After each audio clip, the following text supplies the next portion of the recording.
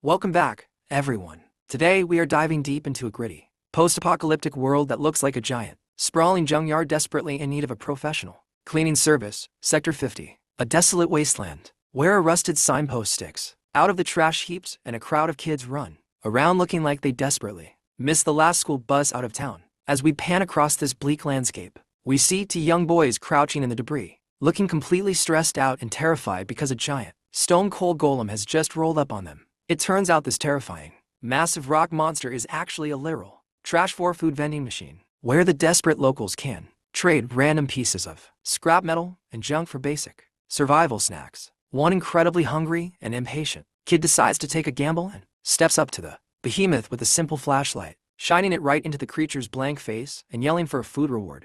But the golem's eyes suddenly flash an ominous red as it pulls off a swift snatch and grab, pocketing the flashlight and immediately walking away into the smoke, leaving the poor kid standing there completely scammed and empty-handed. The watching crowd is absolutely furious at this daylight robbery, and one hot-headed guy immediately winds up to go fight the giant rock monster. But his smarter friend quickly holds him back by the jacket, reminding him that golems will literally delete you from existence if you dare to attack them. Suddenly, the tense atmosphere completely shifts. The whispering crowd parts like the Red Sea, and out steps our main character, Ray, who is looking like a total top-tier anime Chad with his glowing blue eyes and a dark, flowing hoodie that practically screams, "I am the protagonist of this story."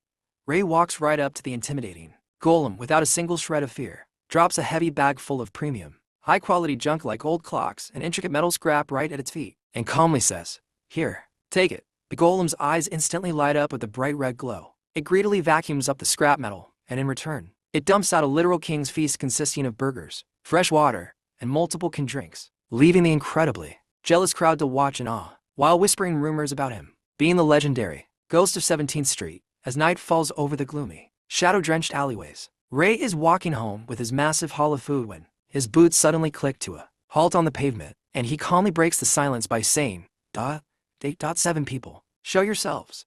Out from the darkness steps an ambush gang led by a cocky guy named Ron, who sports a trademark band-aid across his nose, loudly cracks his knuckles while flexing brass knuckles, and aggressively demands that Ray drop the bag of food right there on the ground if he wants to leave in one piece. Ray, remaining completely unfazed and stone-faced, looks him dead in the eye and casually reminds Ron that he already warned him last time that if he ever showed his face again, he'd make sure he would never be able to walk away on his own feet. But Ron just laughs it off like a generic, overconfident cartoon villain and calls him a complete liar. Right here, we get a quick, revealing flashback to when Ray was just a 10-year-old boy, walking through the slums with a massive, bloody gash tearing open his leg while the other children around him panic and cry in horror, asking him why on earth he isn't crying or screaming in agony. This memory reveals a chilling truth about our hero. Ray literally cannot feel a single human emotion, meaning concepts like anger, sadness, or fear simply do not exist in his mind. However, while he cannot feel emotions himself, he has a terrifying ability to read them perfectly in others. And back in the present day,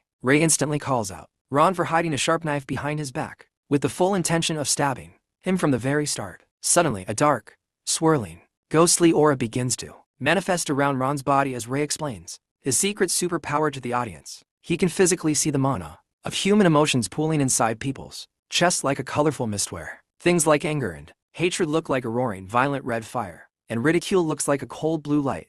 But right now, Ron's entire chest is filling up with a deep, pitch black, suffocating mana that represents nothing but absolute, intense fear. Realizing his cover is blown, Ron loses his mind, pulls out the blade, and tries to rush Ray like a total lunatic. But Ray effortlessly slips under the wild knife swipe, grabs Ron tightly by his collar to keep him from escaping, and lands a devastating, bone-shattering punch straight to his jaw. Ron goes flying backward through the air, coughing up a spray of blood before crashing hard onto the concrete, leaving his gang members to watch the entire exchange in absolute, paralyzed horror as they scream out his name. The rest of the thugs suddenly snap out of it and try to rush Ray all at once with heavy baseball bats. But the fight immediately turns into an absolute, one-sided slaughter as Ray moves through the alleyway like an untouchable ghost, effortlessly dodging every single weapon swing and delivering brutal, hyper-precise counterpunches that leave bodies scattered and groaning all over the dark pavement. Ray slowly walks over and stands like a shadow over a trembling, completely defeated Ron, who is clutching his broken body and crying out, "Why, you monster?" But Ray just looks down at him with those piercing, cold, glowing blue eyes, reaches his hand out through the darkness, and delivers a final, bone-chilling line, "A liar like you deserves punishment."